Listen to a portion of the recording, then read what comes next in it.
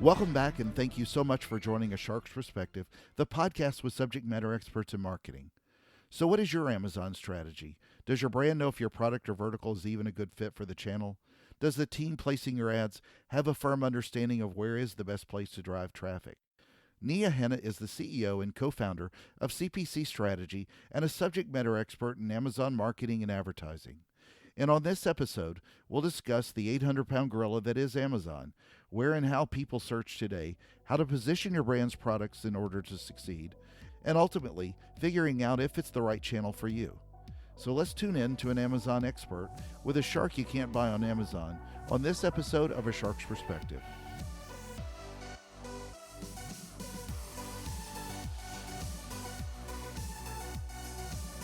Nee, thank you so much for joining us on A Shark's Perspective today. If you would tell the audience a little bit about yourself, your background, and where you've been to get to your career thus far. Absolutely. Glad to be on the podcast. And so again, my name is Nee Henna. I'm the Chief Operating Officer and co-founder of CPC Strategy. We're a digital marketing agency, been around since 2007, really helping retailers put their products in front of consumers at the places where consumers spend time. Really, these days, that's Amazon, Google, and Facebook.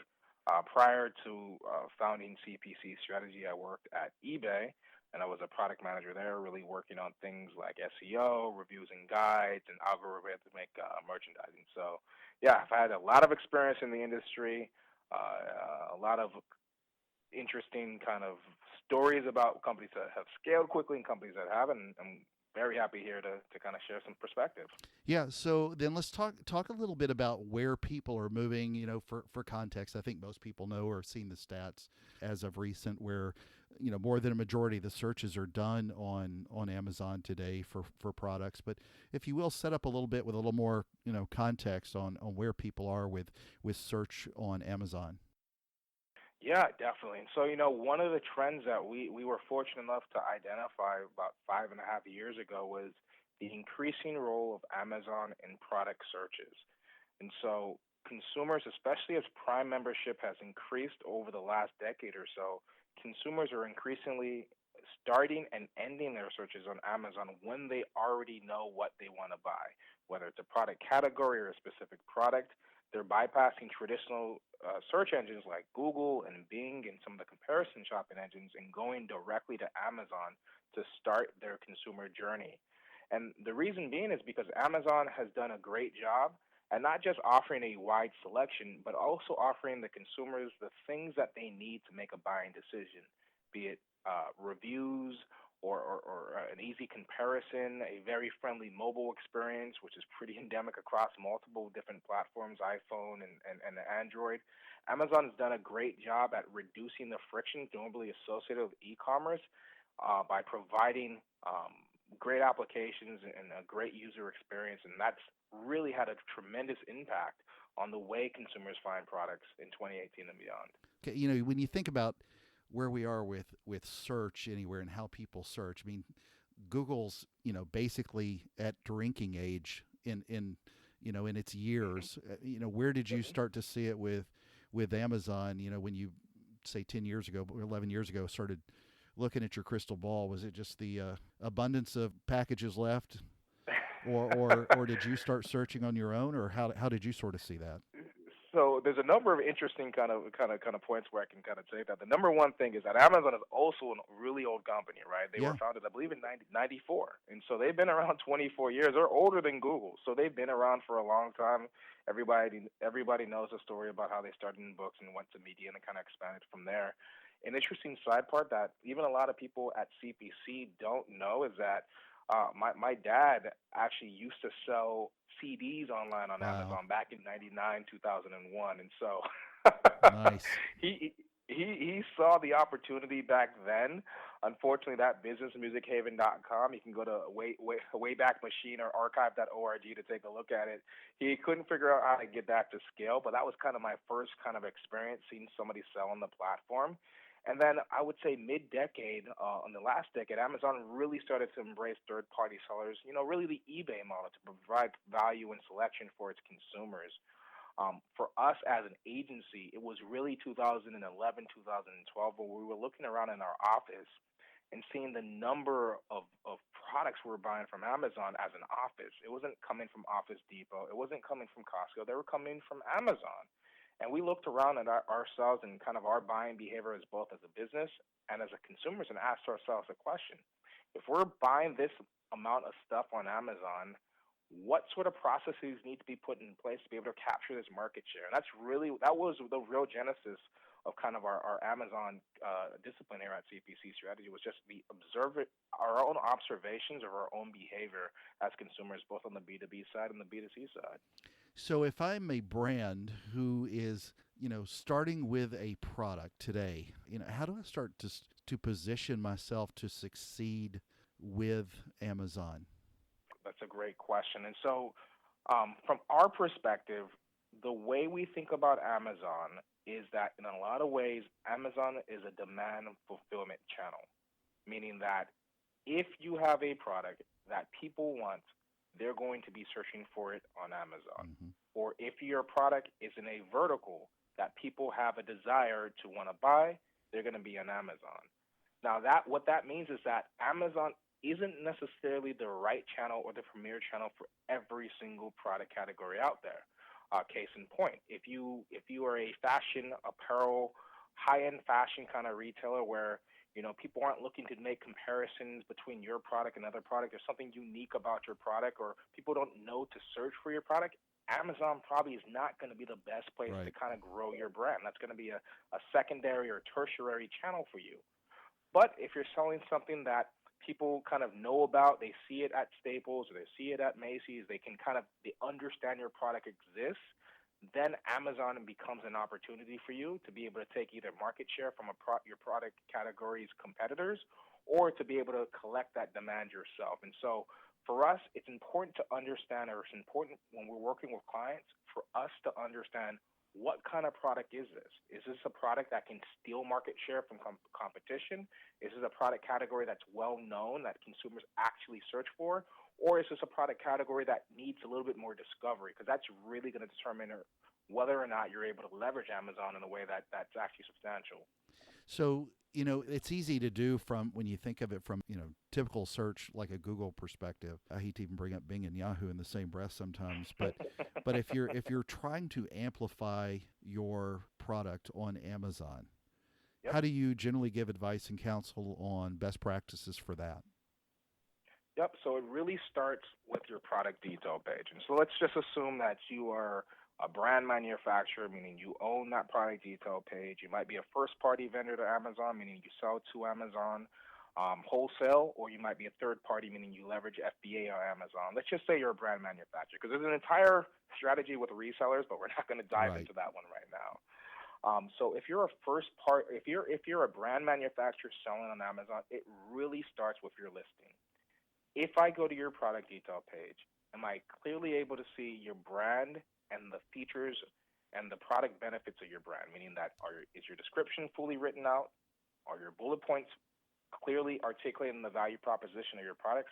And probably the most overlooked is, do your product images strongly help the consumer understand what your product actually does on a day-to-day basis? That's the first place to start. After you get your product description and your titles and your bullet points put together, then it comes to review generation, right? We're not even talking about traffic yet. I know a lot of people like to jump to, how do I get, it's about conversion, because Amazon is a conversion machine, and they reward merchants and brand manufacturers that have great converting pages. So first is your product description, your images, your bullet points. Next is your reviews. And we can talk about reviews. There's a legitimate ways to get in reviews, and there's not so legitimate ways of reviews. As an agency and as an advocate for the industry, I recommend really doing things to get your product out there in legitimate ways. So I'm not talking about Please don't brand tell me giveaways. that if I have 100 5-star only reviews, that those are not all truthful. Believe it or not, yeah. If you have 100 Oh, 5-star reviews that appeared in 48 hours, yeah, exactly. Amazon is probably going to crack down on that really, really quickly. But the reality is, Amazon understands it's difficult to get a product launched on Amazon, but they're providing great opportunities like the Amazon Vine program to be able to do that. And if you have a brand that people know, people already are seeing your products. You probably do have a mailing list, and so to encourage them to leave reviews based on the fact they've used your products in the past, those are great ways to kind of drive reviews for your product detail page. And so the first step is creating a high converting product detail page. So I'm going to go ahead and pause there because I know that's a lot of information coming at once, but Yeah. that's the first step. So when you look at doing the same thing for a product, when you've got a company, and obviously, like you said before, you're not positioning this only for Amazon. It may not even be the best channel, but let's say it is one of a mix of channels that you're doing this Yep. for. What kind of alignment do you do the exact same for Google, and what is completely different? I mean, obviously we do the same thing from an SEO standpoint. We do the same hmm thing from imagery. We do the same thing to some degree with reviews. It's more of a reputation defender than it Yep. necessarily is a promoter, directly on that page. But where do you sort of draw the lines between traditional paid search efforts and what somebody does with Amazon? What are some of the differences there? So the biggest difference is, I mean, you're still thinking about the same things, between e-commerce and Amazon. So for e-commerce, it's landing page optimization or product detail page for optimization. For Amazon, it's product detail optimization. I mean, they're very similar concepts, but where things start to get different is the role of advertising. And so what I mean by that is that when you have your e-commerce page, it doesn't matter how many people convert on that page or how much traffic you send to that page. It had what happened with conversion and transactions previously has no impact on your organic ranking on Google and very little impact besides kind of the halo effect and word of mouth of whether you continue to sell that product. With Amazon, it's different. And what that means is that as your product starts to build relevancy and as you start to sell more and more of that product, and as people come to your product detail page and your sessions increase, Amazon takes note of that. And when they see a product that starts to outsell the competition, they increase the organic visibility of that specific product. And so, again, this is huge. I mean, for those that are already private labeling on Amazon, this is nothing new. But for a lot of brands, Right. big brands that have distribution across, major retailers, this is a disconnect for them that we try day in and day out that to help them kind of rectify. Is that advertising has a direct impact on the visibility of your products, not just from the eyeballs going from the ad to your product, but the fact that you're selling more of that product means you will have a higher organic rate in Amazon search or the A9 algorithm. And that's a departure from nearly every single channel on the internet. So if I walk in and I know what to do with my traditional search spend. Let's say I walk in with $1 million though that I'm going to spend.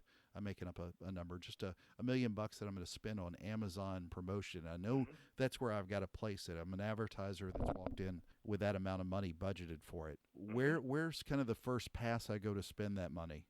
Great question. Great question. And so your page is already optimized, and now we're talking about advertisement. And so the first place that we're going to recommend that we invest is sponsored products. And so what sponsored products are is they are native listings that look just like organic listings on the Amazon search result pages. There are actually some on the product detail pages as well, but most of Hmm. them are on the search result pages. And they come in two flavors. There are automatic campaigns and there are manual campaigns. Automatic campaigns, like the name says, are campaigns where you put your product, Amazon figures out the keywords for you. It works a lot like product listing ads on the Right. Google side. Manual campaigns are campaigns where you select specific keywords to be able to go after. And so typically what we do when we're working with a first time account or looking to scale and restructure an account is that we'll run both. We'll run automatic campaigns to harvest the keywords that do well. Once we identify which keywords do well, we'll then extract them and then bid manually for them. And I know a question that some of your audience might be asking is great. If I already know what keywords work, why Right. should I even invest in automatic campaigns? That should be just a waste of money. And so, what I'll say to that is one, you can add negatives. And so, just like Google, you can add negatives to kind of block out spam and ensure that you're only bidding on keywords that make sense for you. But probably more importantly, is that automatic campaigns are the only campaigns that have access to inventory beyond the search result page. So if you look at an Amazon product detail page today and you scroll down and you see a lot of other products, this placement used to be people who saw this bought that, or people who bought this bought that. Now, more often than not, those placements are now sponsored products, and those sponsored products are only accessible through automatic campaigns. And so this is a great way for you to get your product in front of consumers that are down to product detail pages that are maybe not as happy with what they're seeing and may click on your ad. And so that's something that a lot of sellers, even experienced sellers, don't have a good grasp on, is where these actual product sponsored products show up. And that's a big driver of traffic. And Amazon doesn't give you a breakout of where those placements are on your automatic campaigns. And so, again, that's a place where they'll show up. They also show up on your thank you page. There's sponsored products there. There are sponsored products all over the place. And they're a great driver, and they're a foundation of any paid campaign.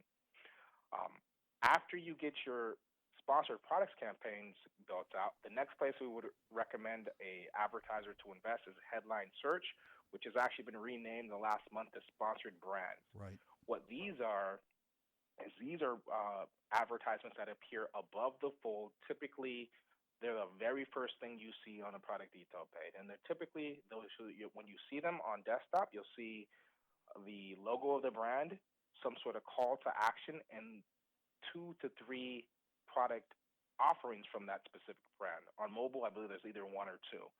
Again, these are great once you identify what are the product categories I want to go after, or what are the head terms or the category searches I want to go ahead for. So they're great in terms of branding, and they also can be great in terms of bottom of funnel direct response advertisement, because again, Amazon is a conversion machine. The last place that we would recommend that a client invest on platform would then be in the product display program, which are actually product ads that are on the product detail page right underneath the buy box or the add to cart button on a product detail page. These ads, they tend not to convert as well as some of the other ads that I mentioned, but there are great opportunities to either show your consumer when they're on your product detail page another offering so that your competitor doesn't go into it, and or because you can target by ASIN, they're a great opportunity to say, hey, here's our number one competitor, and we have a complementary product that might have a better reviews than them. Let's go ahead and place our product on their product detail page so that consumers are given the choice to buy the alternative from me as opposed to my competitors. And so those 3 programs kind of form the foundation of a on Amazon advertising platform or a program. Taking a step back, a great question that we get is, great, I've maximized sponsored products, I've maximized headline search ads, I've maximized product display ads. What else should I be doing? And this is where you're really at a crossroads, right? Because as I mentioned before, Amazon is a demand fulfillment machine. So if you're maxing out this opportunity, where can you go? There are a number of different options. One option that we're very excited about is Amazon retargeting. And so over the last 6 months, Amazon has actually rolled out the ability to do retargeting against users who've been to your product detail page, meaning that you're able to say, hey, this person has been to my product detail page. I want to go ahead and target them with a like offer or a similar offer on the general web. This is a brand new program, only released in 2018 to all users. And the way you get access to that is through the Amazon DSP or the Amazon AAP program. And so this is a very exciting opportunity. We're excited about what this can do for clients going into Q4. Because that's when people have their wallets out. Yeah, you'll appreciate this. But as a digital marketer, only nerds like us would just find this like amazing. But I mean, I think retargeting is one of the best gifts that was ever given to digital marketers. And when Amazon announced that, hate to sound like a just complete geek, but mind blown. It was just, I thought that was amazing. It's just going to amplify it so much more. Honest, Kenneth, I mean, from our perspective, when they announced that, Yeah. we were shocked because we knew they were going to do it eventually, Yeah. but we didn't think it was going to happen in 2018. We were surprised by how aggressive they've been in trying to move into advertising. Let's say I am a brand that's got a deep interest in Amazon, and obviously, if I do, I've got a pretty large interest in Google, and I'm retailing a product. When a client comes in to meet with you, whether it's an advertiser or an agency and needs that expertise, how do you shift those dollars, or where do you give them a comfort level of spending money on Amazon as an advertising platform, and also using your Google dollars, if you will, to push Mhm. towards Amazon's platform? Or do you primarily get them all driven from that Google spend to an e-commerce page, somewhere else, either on Google or on that advertiser's own e-commerce site? Because ultimately, at the end of the day, as an advertiser, you're not going to care where it necessarily converts better, just that Mhm. it converts better. So Yep. that kind of guidance, where do you typically go with clients? So I mean, it's interesting. I mean, I have my opinion on the best setup, and Yeah, it always matters per client. But the first step is to really understand how the organization or the retailer is looking at Amazon, right? sure. Good We've point. seen the entire spectrum from companies that look at Amazon saying, "Hey, we want to hold them at at a distance because we don't trust them. They're going to take our data." To like, "Hey, we're fully embracing Amazon as a concept." So even though I have my opinion of how somebody should approach Amazon, it is a very, very, very political conversation because you have infighting within teams, and oftentimes that's because of how the Amazon relationship has been set up within a retail organization. Oftentimes that relationship isn't owned by marketing; it's not owned by digital or e-com. Many times. Sometimes it's owned by a salesperson or a national sales rep that's comped differently, that has different incentives, and so there's this it's just this weird entanglement that happens, especially in larger enterprises, that we kind of show up to the boardroom or to the executive table and we have the conversation, and that's really where we start. Is okay, this is our recommendation, but help us understand which parties are going to be impacted from logistics to e-com to digital to sales. Let's figure this out. So that's the first step. Now, in terms of where these dollars are coming from, for the most part, these dollars aren't necessarily replacing Google dollars. I mean, Google is still a growing part of e-commerce, even Right. though it's maturing. It's still growing at double digits, low double digits, but still growing at double digits. So oftentimes, these dollars are either coming from co-op programs or from other programs that it might be offline or traditional media. That's where these dollars are coming from Amazon for Amazon. And then in terms of determining budget, it's really around where we see the lift or the delta. Let's take a look at your last PO report. Let's understand your sell through. Let's understand which specific products Amazon hasn't decided to re up on. Let's see what we can do with advertising or with optimizations to be able to drive more sell through so Amazon orders more. Or if you're on the third party side, leveraging FBA, it's understanding, hey, let's figure out where there's a market opportunity based on our prices for us to either drive up the search result page by kind of breaking even for a while, or figuring out a way to get products to rank a little bit higher by advertising a little bit more effectively with them. And so, I hate the answer. It depends, but it does Yeah, depend, right? We sure. need to have a conversation to see the organization's readiness for Amazon, how they wish to embrace it. We'll make our recommendations, and then we'll figure it out from there. Well, I think one of the fun parts, probably I'm certain about your job and your team's job today, is, you're more in a consulting mode now, more Hmm. than just being, the people, the laborers who are doing all the ads on Google, which is, Yep. pretty cookie cutter for the most part. It's kind of fun, at least, just to be in the thick of helping guide your clients to succeed. So, Amazon's obviously submitted themselves in products, and that Hmm. will continue to grow, and they'll test new things and new platforms. But where do you sort of see them with services? Because that's one of the areas in particular that they've been toe in and toe out of the water quite a Hmm. lot. But Hmm. where do you sort of see Amazon in the service space, and where that same stronghold that they have over so many so many different sellers, where do you see the same Hmm. thing with the service industry? That's a great question because again, Amazon. I mean, they've been pretty they've attempted to get into services in a ton of different ways. Everything from like their living social investments, the Amazon deals. They've tried to get into space in a lot of different ways. And I think that over the last 18 months, from my perspective, and again, this is not based on insider information or anything, it just seems that the way Amazon will start to play a role in services is by allowing outside advertisers, meaning companies like car rental companies or insurance companies or gyms, to leverage Amazon's first party data, meaning what users buy and like in the pages they go to be able to provide that information to service companies to be able to target. So, case in point, we have a client that is in the gym space.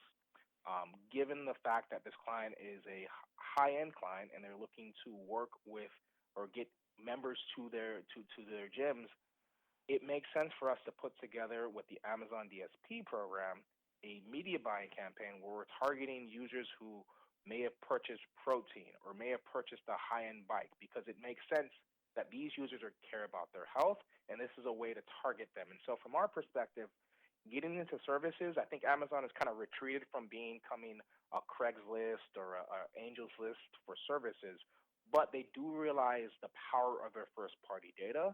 And so that's probably where we're going to see Amazon start to play a role in the services space. And as they make the targeting options either more granular or more intelligent, that's where service companies can start to leverage Amazon's dominance to be able to drive leads to their specific websites through display programs and programmatic buying. So then let's talk a little bit at a higher level, without diving too much into products and services. Let's talk a little bit at a higher level about your Amazon strategy. Are you running into people consistently that don't have an Amazon strategy that you're having to scream to, you need to have one now? Or are you starting to see people really get a grasp? I'm going to guess it's the former, but that was a nice little easy setup. But what are you starting to see now from the major brands that you're working with? What I would say is that from major brands, there's an increasing awareness that Amazon matters. And the reason why there's that increasing awareness is because over the last, I say 5 years, so half decade, there's been a huge influx of independent brand manufacturers. Either they're leveraging a contract manufacturer or importing through Alibaba to be able to enter spaces that were once dominated by your traditional CPG, consumer electronics, and home appliance type brands. And so they've eaten into market share or growth that would have happened to our traditional brand manufacturers if these third parties or these small independents didn't show up. I think the most compelling or interesting, or there's a number of compelling or interesting kind of examples, but the two that I like to cite are one, Instapot, who completely crushed Cuisinart Mm-hmm. and Crockpot and all those companies in the pressure cooker space. And then the other company that we look at is like, wow, these guys entered a very competitive space and in short order completely remaked it, at least on Amazon, is Anchor or Anchor Direct. They do consumer electronics, gadgets, accessories, HDMI cables, that sort of thing. They're $1 billion company built on the back of understanding how Amazon can work and how consumers are using Amazon. And so you do a search for a laptop charger, and yes, you'll have, companies like Mophie and Zag and some of these other major players, but that space is dominated by Anchor. And so it's a great example of, opportunities for entrepreneurs, no doubt, but it also means that our traditional brands are waking up to understanding, look, we need to have an Amazon specific strategy, not just because Amazon is where people are going, but because if we don't, we're going to have to acquire another company in the space Exactly. or we're going to lose ground in this space. And so it's just been a very interesting trend to kind of observe from the sidelines. So if you think about it also and how that works with agencies, I mean, Amazon has moved so much, direct to advertiser, whereas Google Hmm. seemed to be able to sort of embrace the space both with advertisers and agencies. Hmm. If you go to any Google conference, you'll see as many agencies or more than you will advertisers. But Amazon still hasn't really rolled out the red carpet, whereas there are not a ton of experts out there like you. There are not a lot of great firms out there that know this space. Do you see that awareness and education happening quickly? Because it's been hard enough just moving a lot of creative agencies to learn more about digital and performance marketing, let Hmm. alone moving them towards the Amazon side of the house when they're just getting to at least understand more about programmatic display. I mean, we're still just Yep. seem light years away, but where do you sort of see that shift, at least for Amazon, in working more with agencies outside of just that advertiser push. Yep, and I think that's a great point, especially a company that's over 2 decades old for them not to have necessarily a formal agency education program. It's been Hmm. interesting, right? They're the biggest retailer in the world. They work with all these brands, and they're trying to get their feet in terms of what agency collaboration looks like, which is awesome because from our standpoint, there was a period of time when we didn't know if they wanted to work with agencies, but now I would say that Amazon gets that, especially if they're going to become a force de jour with advertising.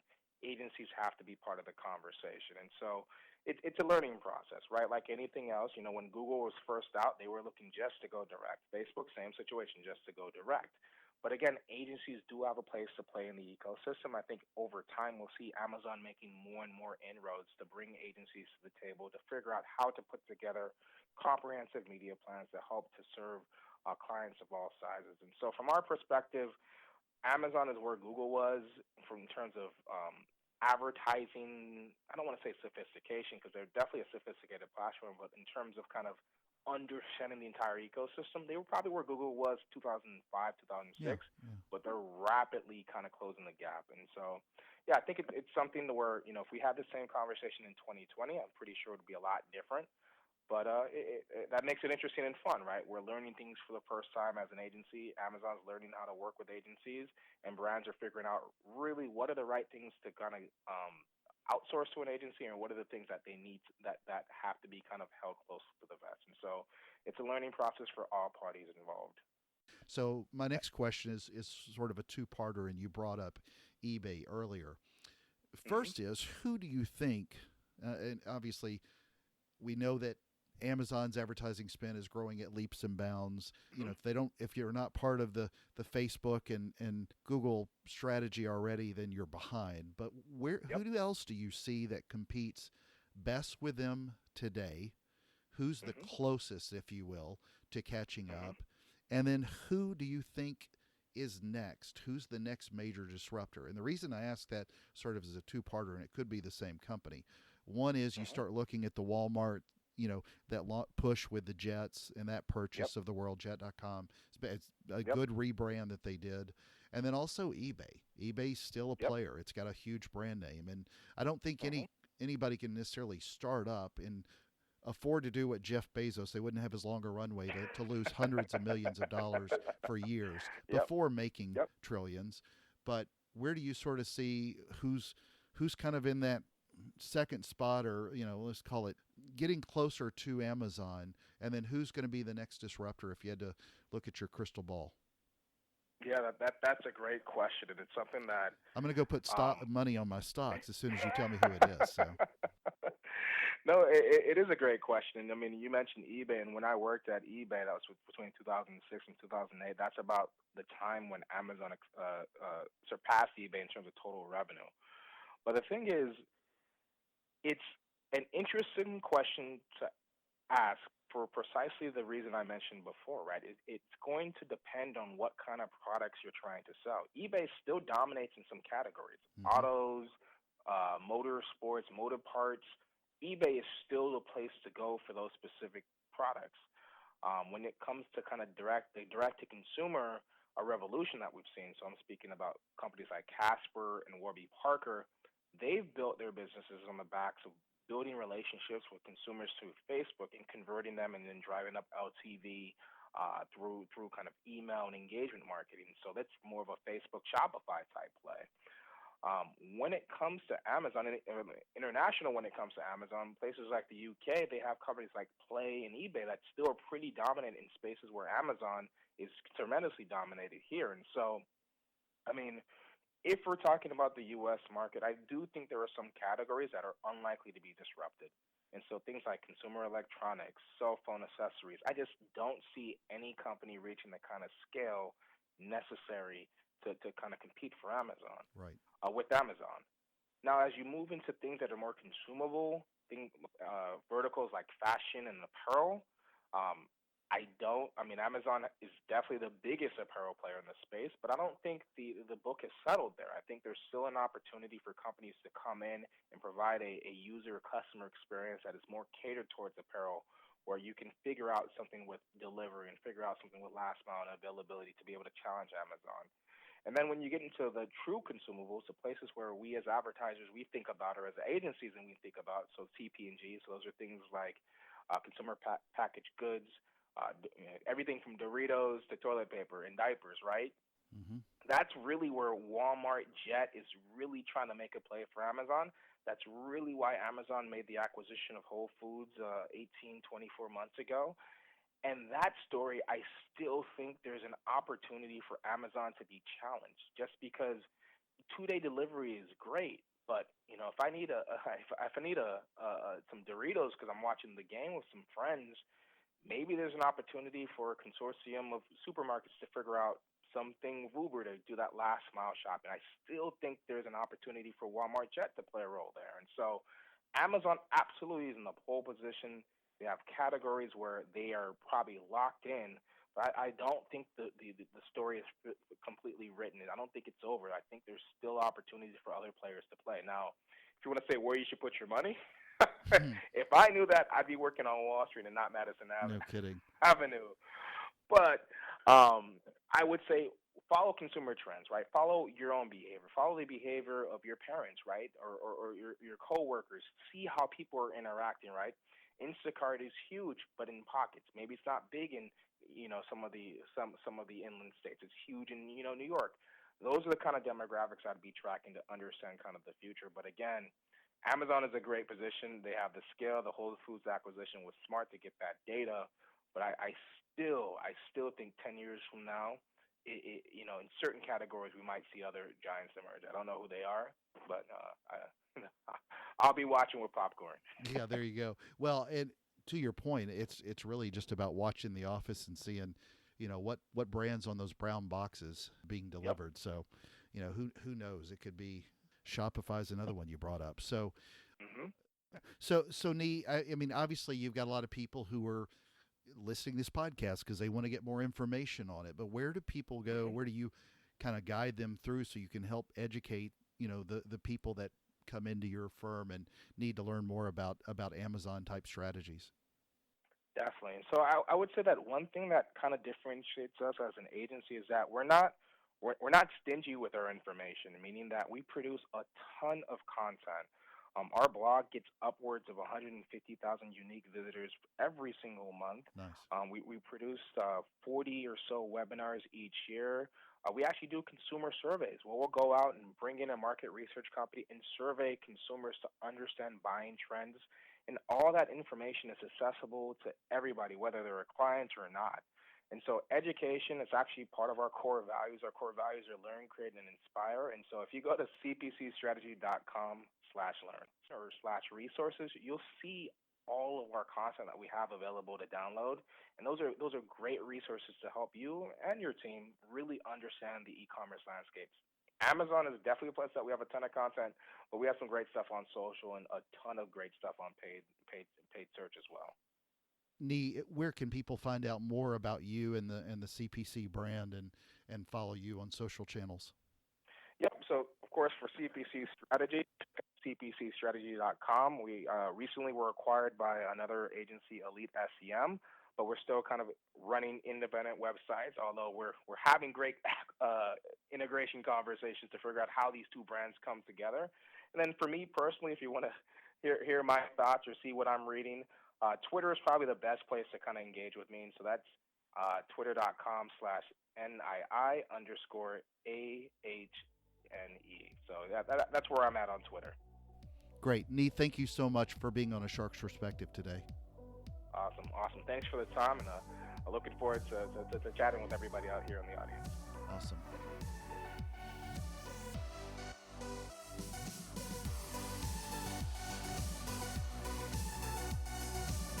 So there was my conversation with Nia Hanna, the CEO and co-founder of CPC Strategy, as well as a subject matter expert in Amazon marketing and advertising.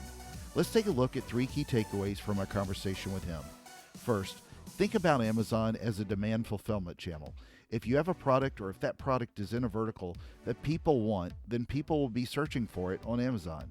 It's not the right channel for everyone when you think of high-end items like fashion products, where there's better selection and information on a Louis Vuitton, for example.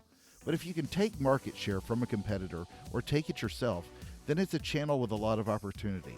You've got to know your product and vertical, and that will help you determine if it's a right channel for you. Second, it starts with your listing.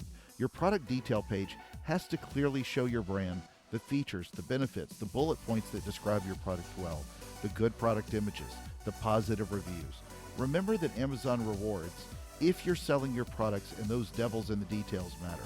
So focus on and start with creating a high converting product detail page. Third, there are a lot of optimizations that are the same across traditional e-commerce to Amazon, but where it gets different is advertising. When you sell your product online, say on your own e-commerce page, then Google doesn't rank it any higher organically. But with Amazon, when your product is selling well, then Amazon rewards that and ranks your product higher. They increase the organic visibility of your product. Advertising has a direct impact on the visibility of your products, not just from the eyeballs on the ads, but also with how it ranks. And furthermore, the first place they recommend to advertise is with sponsored products. Got a question? Please feel free to find me on LinkedIn or send me an email to kenneth@asharksperspective.com. Thank you so much for taking the time to listen to this show regarding another one of the many components that makes up marketing today. I sincerely appreciate the time you gave to me. And as Lady Gaga would say, I'm off the deep end, watch as I dive in. And join us on the next episode of A Shark's Perspective.